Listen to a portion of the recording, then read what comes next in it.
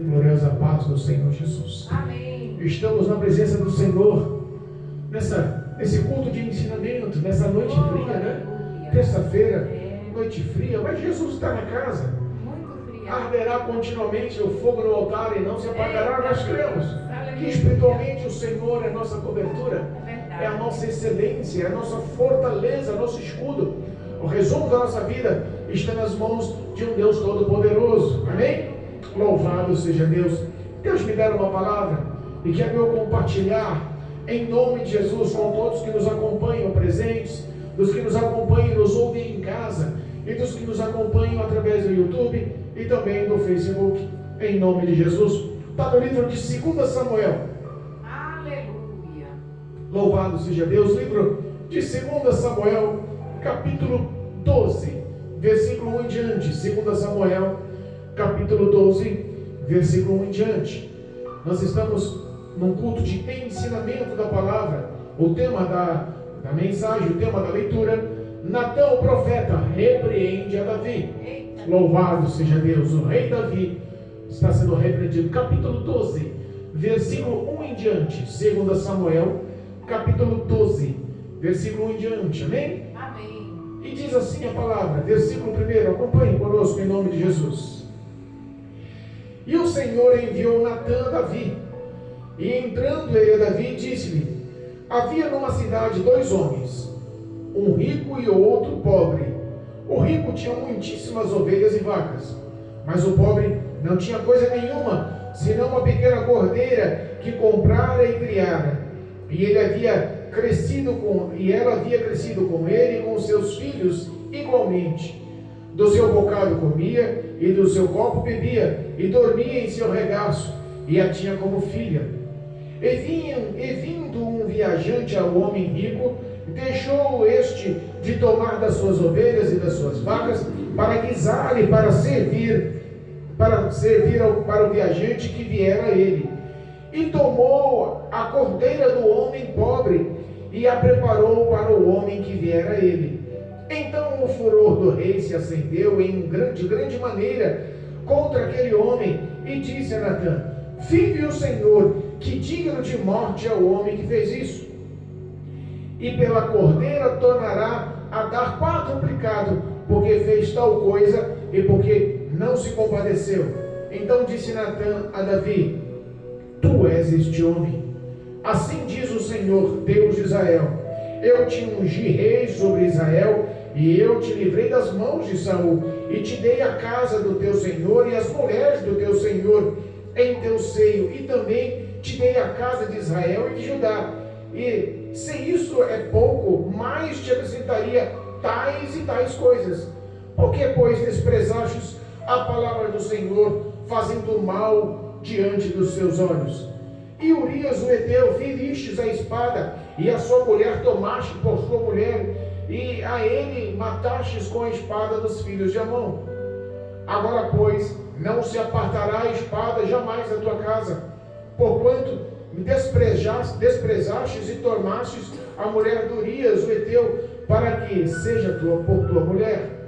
Assim diz o Senhor: eis que suscitarei a tua mesma casa o mal sobre ti, e tornarei tuas mulheres perante os teus olhos, e as darei ao teu próximo, o qual se deitará com as tuas mulheres perante este sol.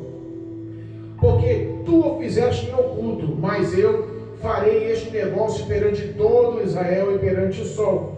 Então disse Davi a Natã: pequei contra o Senhor. E disse Natã a Davi: também o Senhor transpassou o teu pecado, não morrerás. Todavia, porquanto com este teu feito deste lugar sobremaneira a que seus inimigos blasfemem, também aos filhos que nascem certamente, também ao filho que nasce certamente morrerá. Então Natã foi para sua casa, e o Senhor feriu a criança que a mulher de Urias dera a Davi, e a criança adoeceu gravemente. E buscou Davi a Deus pela criança, e jejuou Davi, e entrou e passou a noite prostrado sobre a terra. Então os anciões da sua casa se levantaram e foram a ele para o levantar da terra, porém ele não quis. e não comeu pão com eles.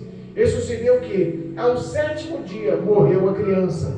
E temia os servos de Davi dizer que a criança era morta, porque diziam: eis que, sendo a criança ainda viva, lhe falávamos, porém não dava ouvido a nossa voz.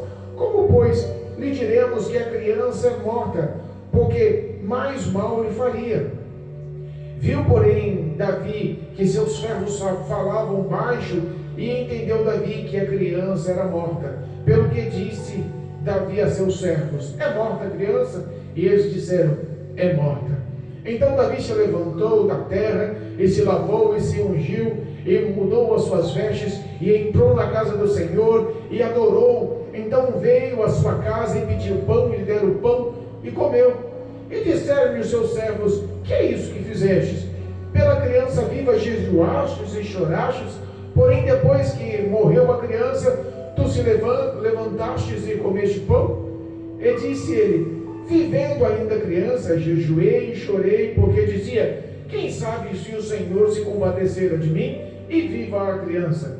Porém agora que é morta, por que jejuaria eu? Poderei eu fazê-la mais voltar? Eu irei a ela, porém ela não mais voltará a mim. Então consolou Davi a Betseba, sua mulher, e entrou a ela, e se deitou com ela, e teve ela um filho, e chamou o seu nome Salomão, e o Senhor o amou, e enviou pela mão do profeta Natã, e este o chamou o nome Gedidias, por amor do Senhor. Amém? Aleluia. Louvado seja Deus, glorificado é o nome do Senhor. Nós sabemos que a história de Davi é uma história fantástica. Nós sabemos que o caráter e a personalidade de Davi era uma coisa maravilhosa. Nós vemos que os créditos dados a Davi foram dados pelo próprio Deus. Nós sabemos que os olhos do Senhor, dos altos céus, escolheram Davi no anonimato. O homem que era o menor de sua casa, o homem que vivia no pasto cuidando de ovelhas, mas um homem que tinha um coração segundo o coração de Deus, um homem que era um homem visto, aprovado e escolhido pelo próprio Deus, vencedor de guerras e batalhas, matou urso e leão, derrubou gigantes, conquistou a confiança do exército de Israel. Era um homem que aonde ele põe a planta dos pés, o Senhor era com ele. Foi líder e Deus o colocou honrando como rei de Israel. Conhecemos a história de Davi, conhecemos as suas conquistas, conhecemos o seu caráter, conhecemos os seus feitos, conhecemos quantas conquistas e quantas vezes as mãos do Senhor se mostrou fiel sobre a vida de Davi. Aleluia. Mas a Bíblia nos fala que em certa ocasião esse homem cai, esse homem peca, esse homem erra.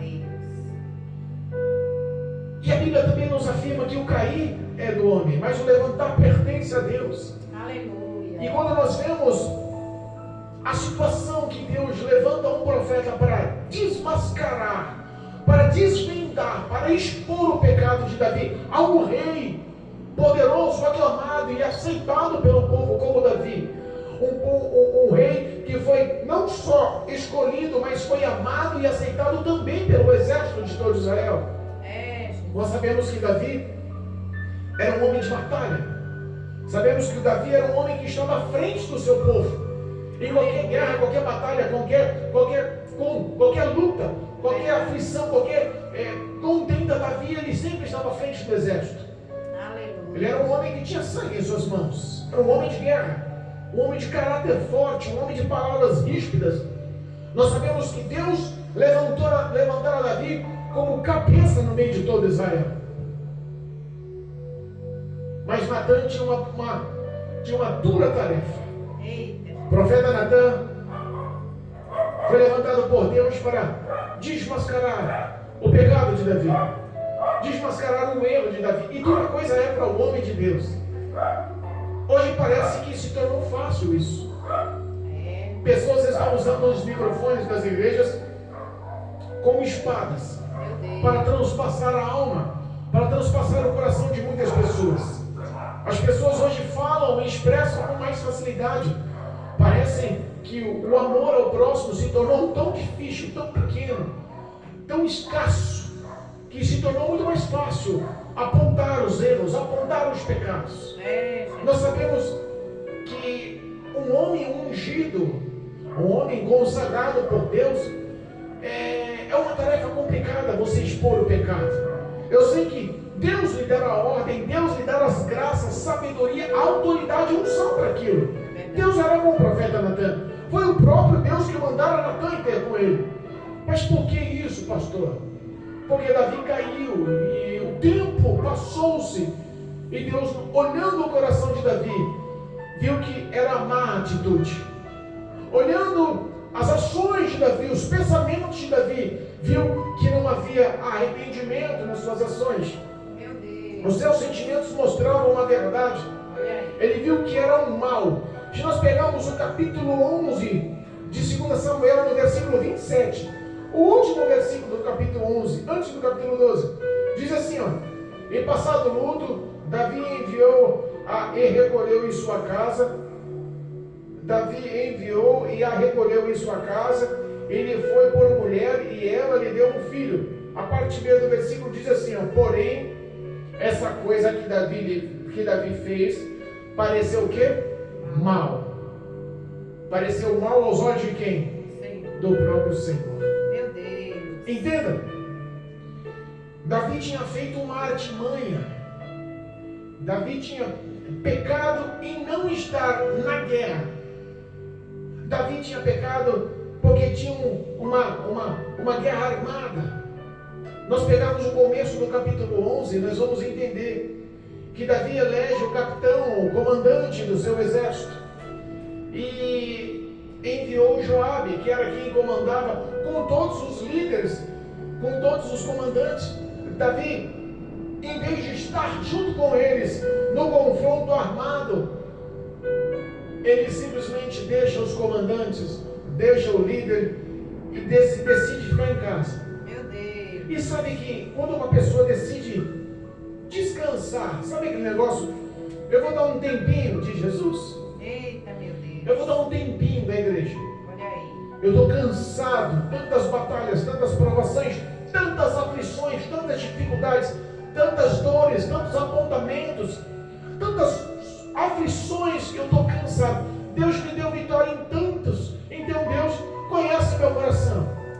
Sabe a desculpa? Meu Deus me conhece. É Ele quem me justifica. Deus me conhece, conhece meu coração. E eu vou dar um tempinho da casa do Senhor. Olha aí. Eu sei que a simbologia aqui da história de Davi era uma guerra, era uma peleja, era um conflito pessoal, humano, físico. Mas o nosso contexto nos dias atuais não é sacar a espada, não é levantar escudo e não é guerrear um contra o outro homem. O nosso contexto hoje é espiritual. E o nosso contexto, como diz lá, como Paulo nos ensina, que não é contra a carne ou sangue, nosso contexto hoje é contra o diabo e todas as suas astúcias espirituais. E muita gente está parando de guerrear, dando um tempinho e achando que espiritualmente não vai haver nenhum tipo de retaliação, nenhum tipo de consequência nessa pequena parada.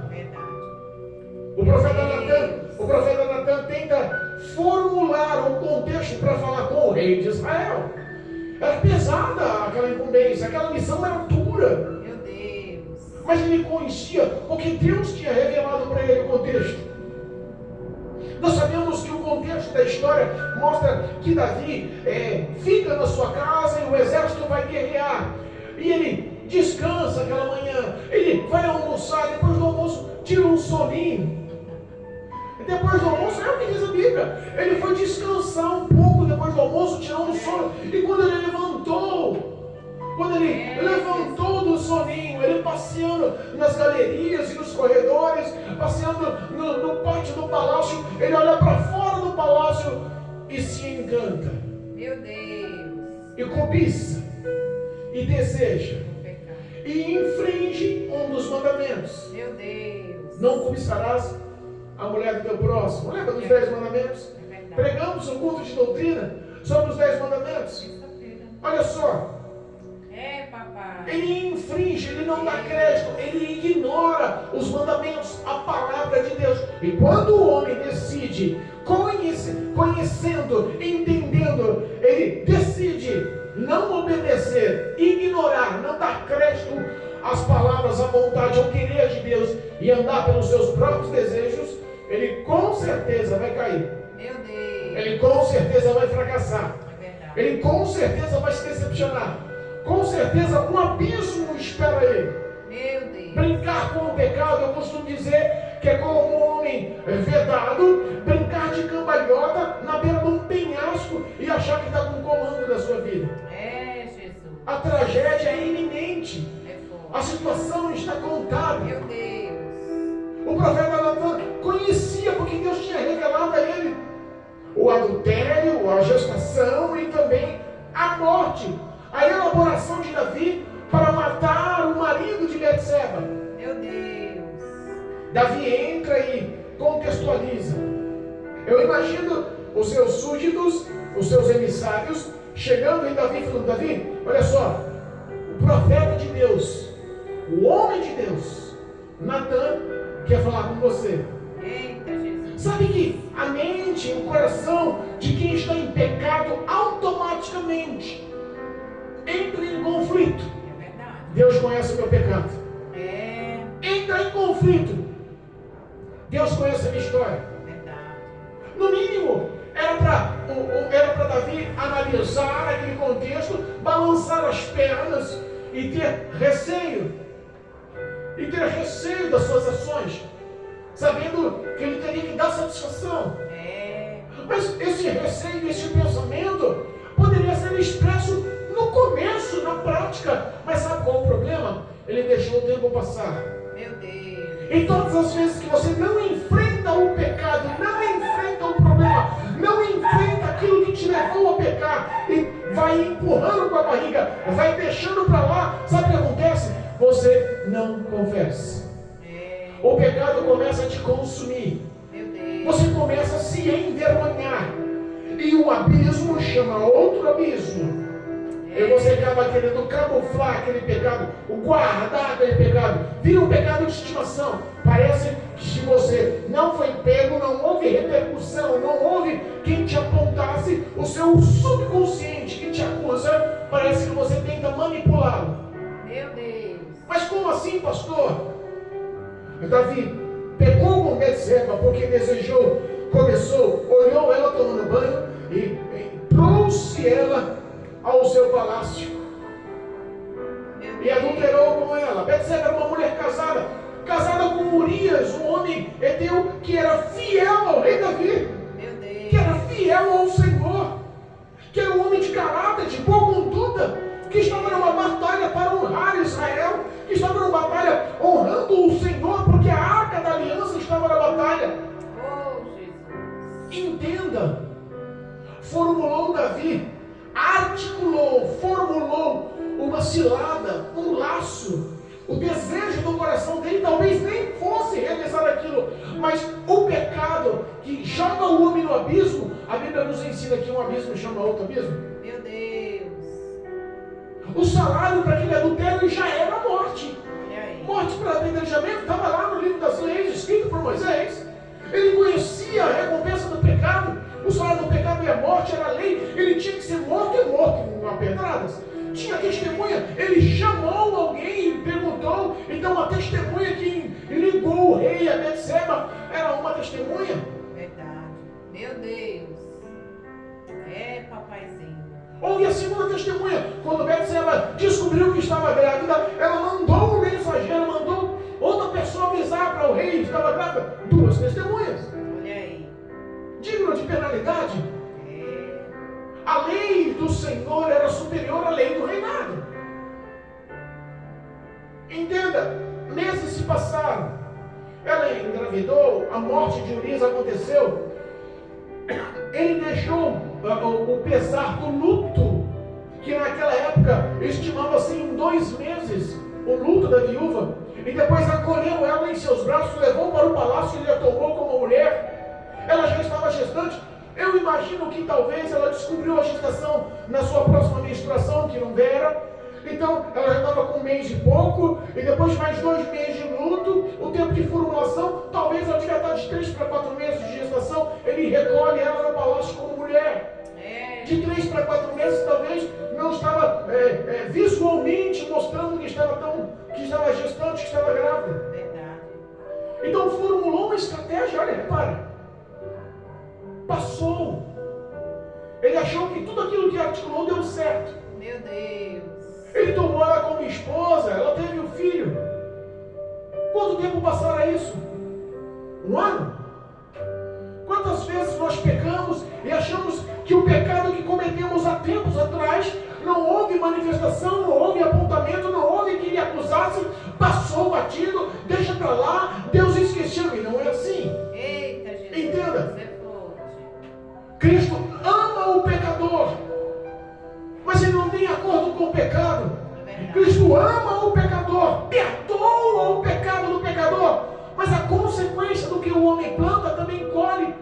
A consequência do pecado ele tem que assumir, tem que passar. Meu Deus. O profeta Natan estava ali para mostrar essa verdade para ele. E o profeta Natan, com a graça, com a autoridade de Deus, formula uma história. Na presença do rei, talvez ele temesse por sua vida de chegar e apontar adúltero, assassino. Talvez se fosse nos dias de hoje, Deus mandando, pessoas não perderiam tempo e afiariam uma língua, pegariam o microfone e apontavam o dedo, e assim te manda dizer o Senhor teu Deus. E era verdade. Eita, Jesus. Mas o coração do profeta tinha temor, porque sabia que Davi não era um homem qualquer. Primeiro, Davi era rei de Israel, estava sobre Jerusalém, sobre Judá. Todo o povo o adorava, o exército o aclamava, mas além de tudo, ele era também um homem ungido, consagrado pelo próprio Deus, segundo o coração de Deus. Era peso dobrado. O medo do profeta de falar o que não devia poderia colocar a sua cabeça em risco. Talvez seja esse o medo do profeta, talvez seja o medo de blasfemar e falar o que não devia e acarretar males da parte do próprio Deus contra ele. Eu não sei qual era, mas a Bíblia fala que o profeta Natan, quando chega à presença do rei, usado com graça e sabedoria. Meu Deus, aleluia. Talvez Davi olhou e falou assim: agora eu estou perdido. O profeta chegou na minha presença, o profeta entrou no palácio, o profeta me tem aqui agora pessoalmente, agora não tem como escapar. Talvez o subconsciente do rei Davi lhe pesara, mas aí veio o profeta e lhe contou uma história. Eita, Jesus. Veio o profeta e falou: Davi, vim aqui só para te contar uma história. Vim só para lhe contar um acontecido. Olha, eu vim só para lhe mostrar o que está acontecendo. Você me ouve? Davi pensou: então não é comigo não. Ou então estou pensando à toa. Então deixa eu tirar o peso aqui do meu coração. Fala, rapaz, você é homem de Deus, senta aqui, imagina. Eu imagino a cordialidade, eu imagino o prazer de estar falando com o homem de Deus, eu imagino que a mente dele, o coração dele deve ter arrancado aquele peso. Não pode falar o nome de Deus. Pode falar, profeta. Pode falar. E o profeta Natan, ele começa a expressar uma historinha. Olha só, em uma cidade haviam 2 homens. Meu Deus. Esses 2 homens tinham distinção. Um era muito rico, possuidor de terras, servos e servas, e tinha um grande rebanho de ovelhas, de bois e de vacas. Era um homem rico, poderoso. Só que o outro homem naquela cidade era muito pobre. Olha aí. Aquele homem, ele não era só pobre, ele não tinha coisa alguma, senão uma cordeirinha. Eita, Jesus. Talvez nós possamos entender, talvez nós possamos compreender que esse homem pobre na história do profeta, talvez seja um homem mais velho, talvez seja um homem viúvo, porque a Bíblia fala que ele pagara pela cordeira, pagou pelo dote e casou-se novamente. Criara ela junto com os seus filhos. Talvez os filhos fossem mais velhos e essa cordeirinha, especificada cordeirinha, talvez seja mais nova, talvez tenha sido a segunda esposa, talvez ele criou com mais carinho. Olha aí. Porque diz o profeta para ele: olha só, ele pagou o dote, aonde ele comia, ela comia em sua presença, o copo que ele bebia, ela bebia com ele, ela dormia em seu peito, ela dormia em seu regaço, ela foi criada criada junto com os seus filhos e ele a tinha como uma filha. Eita, Jesus. Entenda, era um homem sensato, seguidor das leis, era um homem que tinha temor ao Senhor e tratava a única esposa que tinha com zelo, com amor, cuidava dela como filha, era o seu maior bem. Oh, Deus poderoso. E aí o profeta falou assim, mas veio um visitante Olha aí. na casa do homem rico. Esse visitante era importante. Esse visitante se mostrou imponente. Ele não poderia, aquele homem rico, poderia matar suas ovelhas, suas vacas, os seus bois e realizar um grande banquete e oferecer àquele homem importante. Mas em vez de gastar do que tinha, usou de avareza, não teve misericórdia daquele homem pobre. Foi lá à terra do homem pobre, roubou uma cordeirinha e a serviu ao visitante em sua casa. Quando o profeta Natan declara essa história, a Bíblia fala que Davi encolariza-se, ele se enraivece. Eu imagino o semblante sendo desfigurado. Eu imagino ele pondo a mão na sua espada. Eu imagino ele ficando enfurecido e fala: esse homem é digno de morte. Ameaça o homem de morte. Pela presença do Senhor que estou. Esse homem é digno de morte.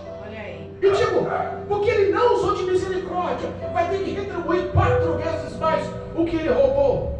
A cordeirinha, ele vai ter que restituir 4 vezes mais. Entenda, na cabeça do rei Davi, na mente do rei Davi, o coração do rei Davi já tinha esquecido os seus atos e estava ali com o propósito de vingança, se sentindo suficientemente apto para propagar a justiça. Ele era rei, esquecera dos seus fatos, dos seus atos, das suas obras, e esse é o contexto. Quantas pessoas olham mais o pecado do próximo e não conseguem fazer a autoanálise de si? Sabe que falar mal do próximo, propagar falso testemunho do próximo, se torna um pecado que Deus aborrece com a sua própria alma? Meu Deus, Em Provérbios nos lembra que dos 7 pecados, o 7º, Deus aborrece com a sua própria alma. E é justamente isso, falar mal entre os irmãos. Meu Deus. Eu imagino que as pessoas que começam a analisar demais o contexto da vida dos outros e se sentem justas, aptas, santas o suficiente para apontar, para julgar a vida dos outros, tem que às vezes parar e olhar para si. Tem que às vezes parar e examinar a si. Tem que às vezes fazer a autoanálise e falar assim: meu Deus, como posso eu julgar? Como posso eu apontar? Como posso eu fazer a justiça se eu pratico essa mesma falha? Se eu faço esse mesmo ato? Se as minhas obras são compatíveis? Se os meus pecados encobertos são compatíveis ao que está sendo exposto? Meu Deus. Davi não olhou para si. Davi tomou a postura de rei, de juiz, de julgador, e tomou a postura de autoridade que lhe convinha. Ele falou assim: esse homem é digno de morte, profeta. Olha aí. Esse homem, por não usar de misericórdia, ele vai retribuir 4 vezes e eu vou mandar matar ele. Meu Deus. O profeta Natan declara: Eita Jesus. eu imagino a dor. Eu imagino a dor daquelas palavras entrando no coração de Davi. É rei Davi. O profeta Natan dizendo: sabe quem é este homem? Sabe qual é este homem digno de morte falado por ti? Sabe quem é esse homem que tinha que retribuir 4 vezes mais do que ele roubou? Sabe qual o caráter? Sabe quem é esse homem? Sabe qual é essa pessoa? É você. Eita você é este homem. Olha aí. Para de pensar em propagar justiça. Para de pensar em apontar julgamentos. Porque esse pecado é cometido por você. Meu Deus. E Deus começa a usar a vida do profeta. E assim te diz o Senhor Deus: olha aí.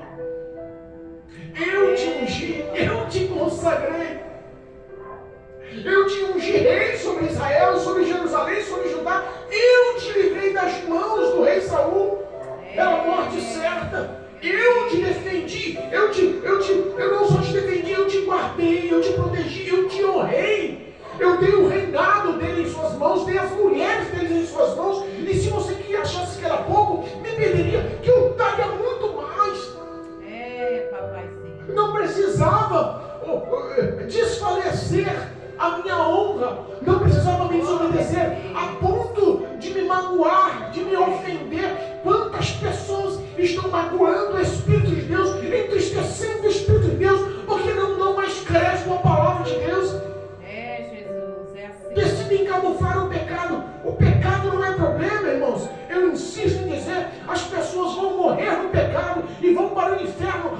culpa não é do pecado. O pecado não leva ninguém para o inferno. O que leva o homem para o inferno é não aceitar a misericórdia, a graça, o amor de Deus. Confessa o pecado, abandona o pecado. O Senhor há de te envolver com misericórdia, com compaixão, de te perdoar os erros, há de te redimir, de te lavar, te santificar, te pôr em pé novamente. O cair é do homem. Ninguém está aqui para acusar, está aqui para apontar o caminho da cruz, o caminho da renúncia, o caminho de levar a verdade, a justiça e o amor em santidade. Glória a Deus. Oh, Jesus poderoso. O profeta Natan começa a descrever. Olha aí. Deus te fez tanto, Deus te honrou tanto. Você é um homem aclamado no meio da multidão. Você é um rei amado por todo o povo de Israel e de Judá. Você é um homem rico, próspero. Poderia ter todas as mulheres que queria. Deus nunca te negou. Você é aclamado pelo exército. Os comandantes, os soldados, os líderes. Todos te elogiam e veem graça aos seus olhos. Você poderia ter de tudo se continuasse simplesmente honrando a minha palavra, a minha presença em tua vida. Mas por que você abandonou a minha palavra? Porque você me desonrou? Porque você esqueceu dos meus mandamentos? Porque você não deu crédito à minha palavra? Quantas pessoas abandonam a palavra para guardar e viver e praticar o pecado nos dias de hoje? Meu Deus, é forte. A imoralidade sexual. Meu Deus. A impureza, o adultério, está matando muitas pessoas. Verdade. Pessoas que estão trocando o santo pelo profano. Pessoas que têm consciência que relação sexual antes do casamento é pecado abominável aos olhos de Deus. Verdade. Pessoas que sabem que a pornografia, a lascívia, o ato de olhar para uma pessoa e desejá-la no teu coração, no íntimo do teu coração, já está em adultério. Quem disse isso não sou eu. Quem disse isso foi o próprio Jesus no Sermão da Montanha. Aleluia, meu Deus. Eu não preciso levantar duas testemunhas de pegar no ato do flagrante do adultério, como acontecia no tempo da lei. O próprio Cristo hoje olha para você aonde você está e sabe o que está fazendo quando você está só, e sabe o que está fazendo na sua intimidade, e sabe o pecado, o tamanho da lascívia, e sabe o tamanho do adultério, o tamanho do erro que você está se afundando. Conhecendo a palavra de Deus, conhecendo a verdade de Deus. Não vou só amigar, não, eu vou ficar com o namorado, não, eu vou manter relação com o meu amigo. Meu Deus. Quantas pessoas estão banalizando a vida sexual, achando que não vai haver consequências, que não vai haver acerto de contas. Eita Jesus, é forte. O amor de Deus continua intenso, o amor de Deus continua grandioso, a porta da graça continua aberta. Jesus é poderoso para perdoar pecados. O que Ele nos insiste em dizer: abra o coração, ore ao Senhor, proclame Ele como o único suficiente Senhor da sua vida, proclame Ele como o Salvador eterno da sua alma, aceite a Cristo Jesus, forme uma aliança com Deus e viva em obediência e fidelidade ao poder dessa palavra, para que tudo vá bem em sua vida. O adultério não é aceitável aos olhos de Deus, a prostituição não é aceitável aos olhos de Deus. Deus Todo-Poderoso. Davi sentiu amargo isso.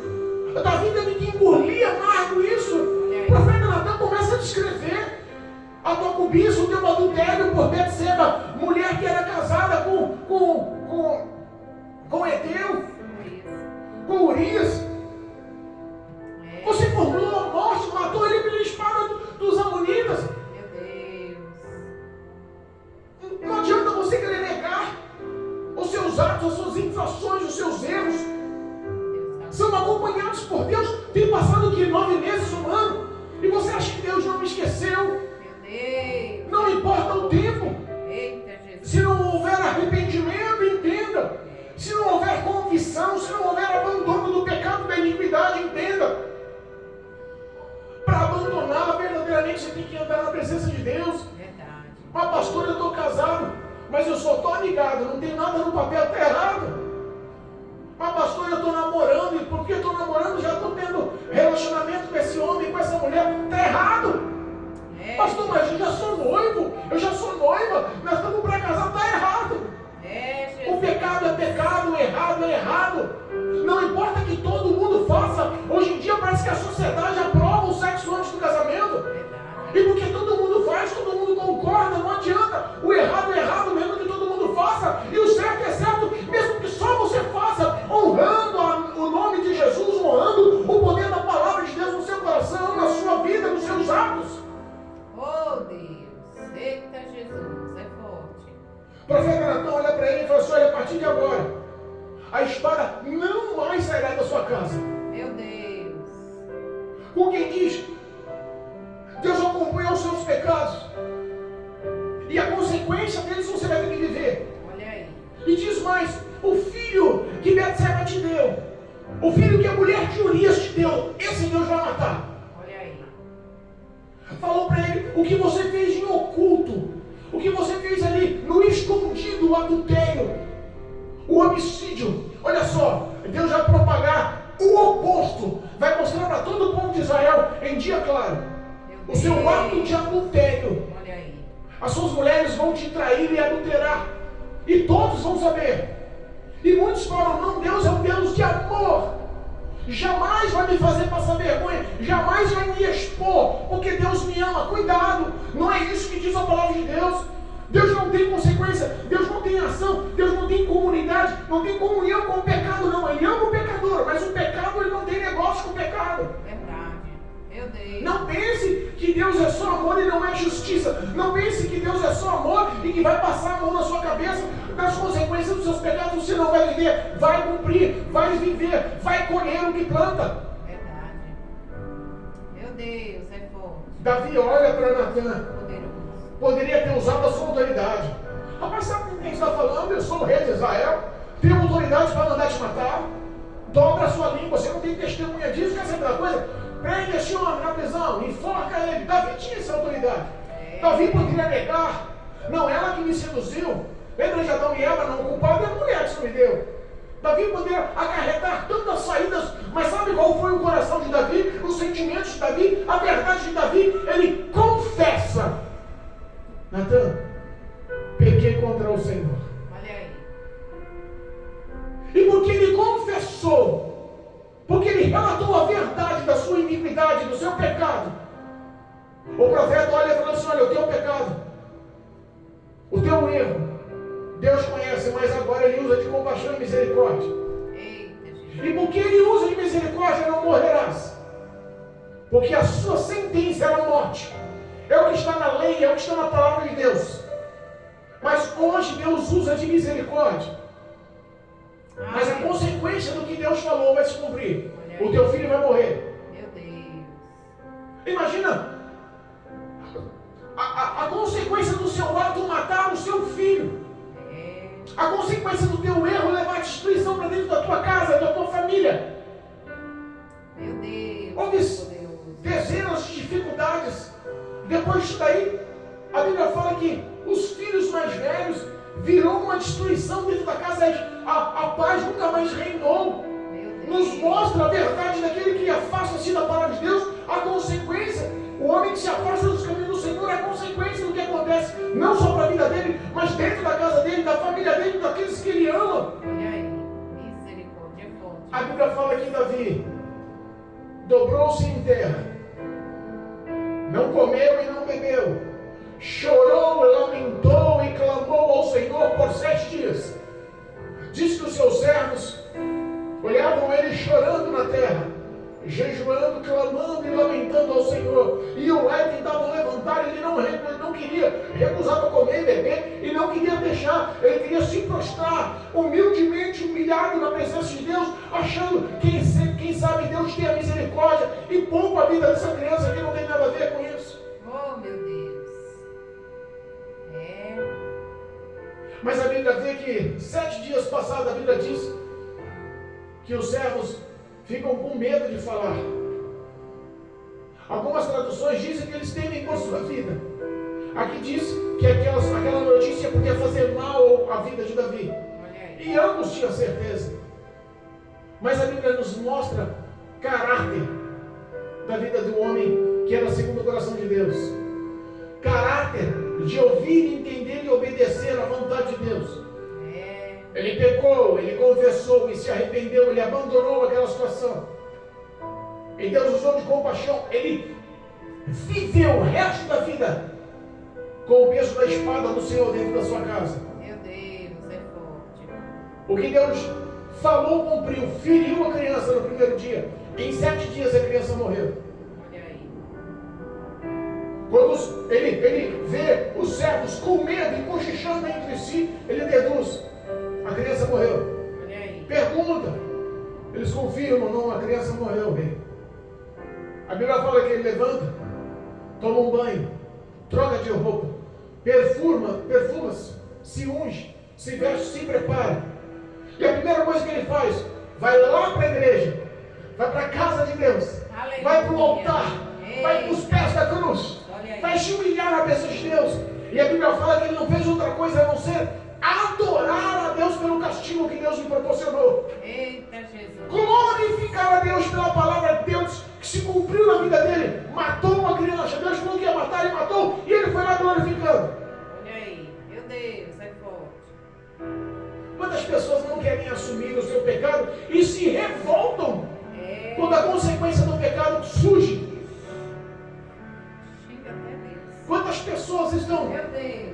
vivendo o que plantaram no passado, achando porque virou crente, porque virou cristão, porque está congregando, porque está na presença de Deus, tem que ter a misericórdia, o perdão e tem que estar isento dos erros que cometeu. Imagina se fosse assim: mato hoje e não preciso fugir da polícia não, porque eu vou de manhã, mato de manhã, e à tarde eu vou para a igreja, aceito Jesus e não preciso de fugir da polícia não, porque a polícia, se me pegar, não vai, eu não vou para a cadeia não. Não é essa a verdade? A verdade é que o homem planta, ele colhe.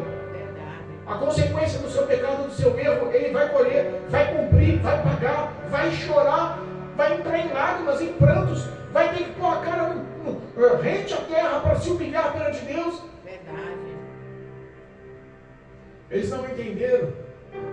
Os anciões, os servos que estavam próximos do palácio, olhou para Davi e falou: você lembra o que você está fazendo, mano?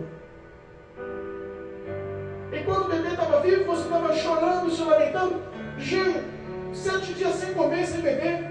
Agora que a criança morre, você toma banho, te lava, vai para a igreja e volta para comer e beber, está levando a vida normal. Que sentimento é esse? Que luto é esse? Que história é essa? Ele cata e expressa: mas peraí, por acaso eu tenho o poder de trazer a criança à vida? Eu orei, clamei, jejuei, pedi ao Senhor, porque Ele tem poder. Se Ele tivesse misericórdia e não quisesse que a criança morresse, Ele tem o poder de poupar a criança. Eu não tenho esse poder. Ela morreu, eu não tenho o poder de trazer ela à vida. Pelo contrário, é eu que vou a ela, ela jamais virá a mim. Quantas pessoas no momento da morte se revoltam contra Deus? Nós temos tantos casos de pessoas que perderam o seu ente querido por uma doença, por uma tragédia, por um acidente, e acarretam uma culpa a Deus. Não, Deus tirou ela de mim, eu não quero mais saber desse Deus. Meu Deus. Se revoltam. Os principais ateus, os mais renomados mundialmente, um dia foram cristãos e desistiram de Deus porque perderam um ente querido, é a verdade. Meu Deus. Corroborando a culpa da morte a Deus, acusando Deus que não houve de misericórdia e não quis salvar, que Ele pediu, mas Deus não quis. Como pode um rei ungido, proclamado segundo o coração de Deus, fez a mesma petição, mas Deus cumpriu a sentença do pecado, a consequência do pecado sobre a vida de Davi? Davi entendeu, se humilhou e glorificou a Deus pela sua ação, pela poderosa palavra que se cumpre. As pessoas querem que a palavra de Deus se cumpra somente nas bênçãos, mas quando vê as maldições, nenhum acusa Deus que não é Deus, que Deus não é um Deus de amor, e não é esse o Evangelho. O Evangelho não é só bênção. Entra lá em Deuteronômio capítulo 28, fala sobre promessas de bênçãos, sobre promessas de prosperidade, sobre promessas de felicidade, mas quando começa o prosseguimento, a partir do versículo 14, entra as promessas sobre maldição daqueles que não obedecem, não guardam, não vivem a palavra de Deus. Deus, E E aí, em vez de 14 versículos de promessa de bênção, são 54 versículos de maldições que arraitariam e correriam e alcançariam a vida dos desobedientes. Era o que Davi estava vivendo. Maldições por seus atos. Você que está vivendo no deserto, está vivendo a dor, está plantou e está colhendo o que plantou. Cuide de se arrepender, cuide de se humilhar, cuide de estar na presença de Deus, cuide de se estar no pé do altar, para que Deus use de compaixão, porque o salário do pecado é a morte, e Deus não tem coisa com o pecado, Ele tem sim amor e ação com o pecador e não com o pecado. Jesus. Eita, papai. A Bíblia fala que Davi volta para o seu lar, estamos encerrando.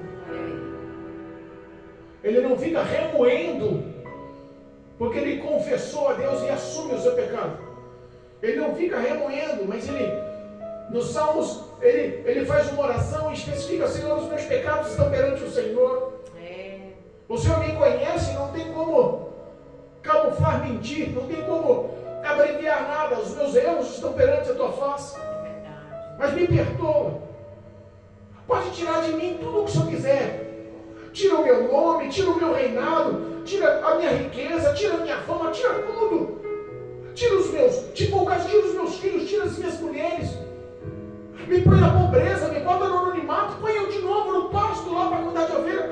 Faz qualquer coisa, Senhor, mas não retira de mim a tua presença, não retira de mim o teu Espírito Santo. O que eu tenho de maior valor, o que eu tenho de maior graça, o que eu tenho de maior riqueza na minha vida é a tua presença. Cria em mim um espírito inabalável, um espírito de obediência voluntário, um espírito que ande na tua presença a partir de agora. Aleluia, meu Deus.